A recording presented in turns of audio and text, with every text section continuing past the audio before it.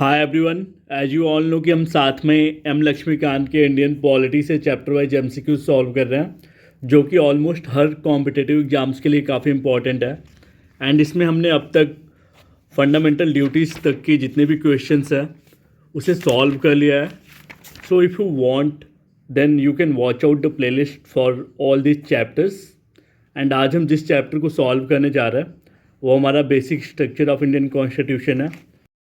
तो देखो, अगर हम बात करें basic structure of the constitution की, तो ये हमारे इंडियन कॉन्स्टिट्यूशन में कहीं भी स्पेसिफिकली डिफाइन नहीं है।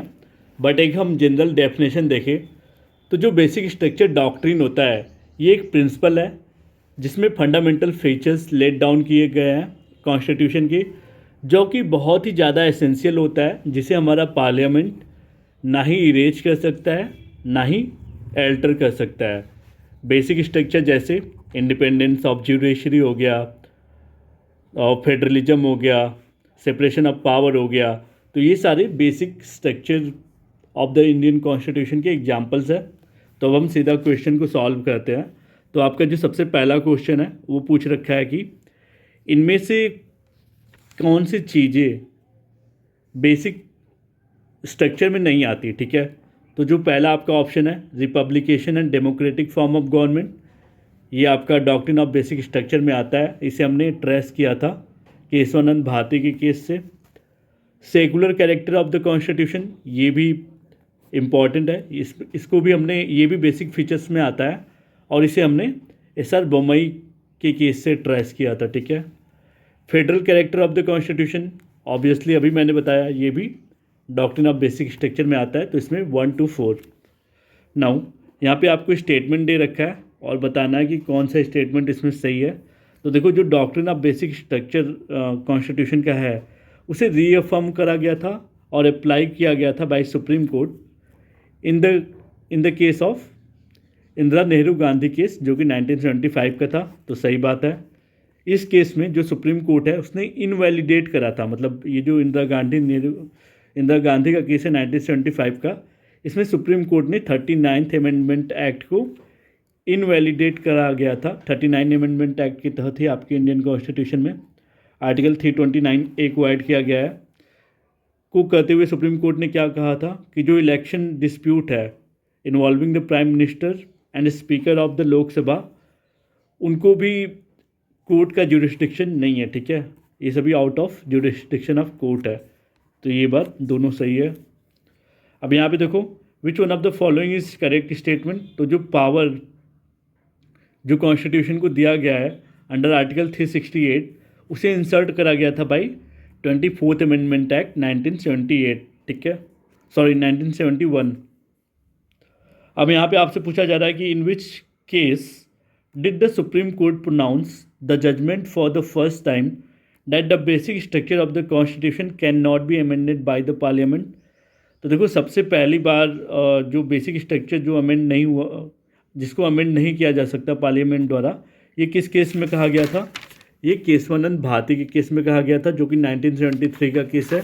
बट अगर हम कुछ एडिशनल इन्फॉर्मेशन देखें तो शंकरी प्रसाद का जो केस है 1951 का, उसमें ये कहा, सुप्रीम कोर्ट ने ये कहा था कि जो पार्लियामेंट है उसके पास एब्सोल्यूट पावर है to amend any part of the constitution including fundamental rights as well. ठीक है, गोलकनाथ के केस में क्या कहा गया था कि जो कोर्ट है ना, सुप्रीम कोर्ट ने ये कहा था कि जो पार्लियामेंट है वो अमेंड कर सकता है किसी भी पार्ट को एक्सक्लूडिंग फंडामेंटल राइट्स। ठीक है, फंडामेंटल राइट्स को छोड़ के पार्लियामेंट किसी भी पार्ट को चेंज कर सकता है। तो इसको गोलकनाथ के केस में कहा गया था। ठीक है, मिनेर्वा मिल्स के केस में जो डॉक्ट्रिन ऑफ बेसिक स्ट्रक्चर है इसको स्ट्रेंथन किया गया था। और जो मिनेर्वा मिल्स का केस है 1980 का, ये फेमस है for restoring balance of power between parliament and court. अब यहाँ पे देखो, which of the following statement correct. तो यहाँ पे हमसे पूछा जा रहा है कि कौन सा स्टेटमेंट इनमें से करेक्ट है।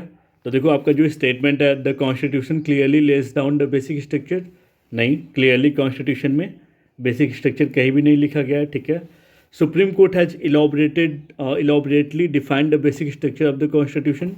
तो नहीं, सुप्रीम कोर्ट ने भी इसको, मतलब जो बेसिक स्ट्रक्चर है इसको कहीं भी डिफाइन नहीं किया गया है। ठीक है, जो लॉ कमीशन ऑफ इंडिया है with the help of Attorney General of India has defined the basic structure of the Indian Constitution। तो मैंने पहले ही बताया कि basic structure of the constitution जो है वो कहीं भी डिफाइन नहीं है।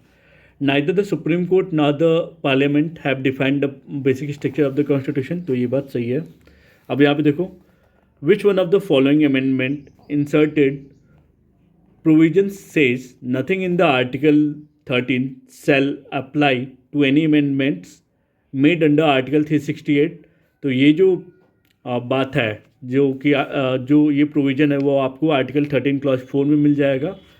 तो ये जो प्रोविज़न है इसको ऐड किया गया था बाई 24th अमेंडमेंट एक्ट 1971। अब देखो, under article 368 the parliament has no power to repeal the fundamental rights because this are, जो आर्टिकल 368 के तहत पार्लियामेंट के पास पावर नहीं है कि वो फंडामेंटल राइट्स को रिपील कर सके, क्योंकि जो फंडामेंटल राइट है वो part of basic structure of the constitution है। अब यहाँ पे देखो, which one of the following cases prompted the parliament to enact 24th constitutional amendment act. तो 24th कॉन्स्टिट्यूशनल अमेंडमेंट एक्ट जो है 1971 का, वो किस वजह से लाया गया था?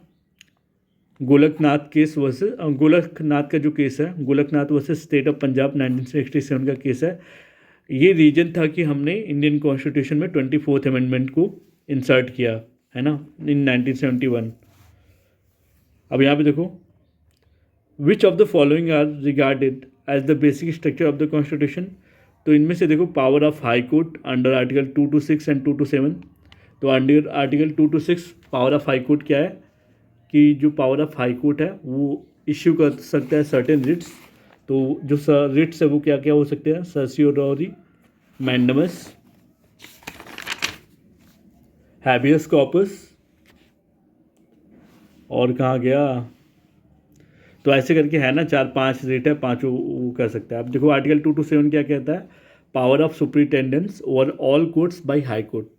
तो ये जो है बेसिक फीचर्स में आता है ना, ये इंडिपेंडेंस ऑफ जुडिशरी है, ठीक है, मैंने पहले ही बताया था। Power of supreme court under article 32, 136, 141, 142, ये भी बेसिक फीचर में आ जाएगा।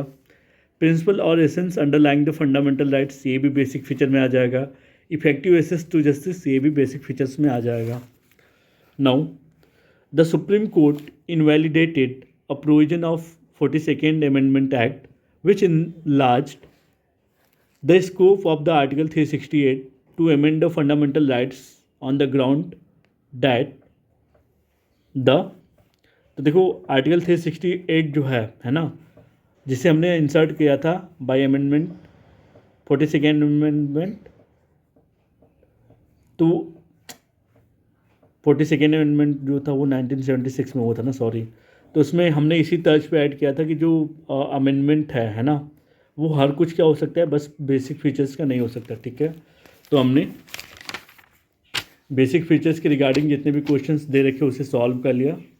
So thank you and sorry, आज थोड़ी तबीयत नहीं ठीक है। ओके।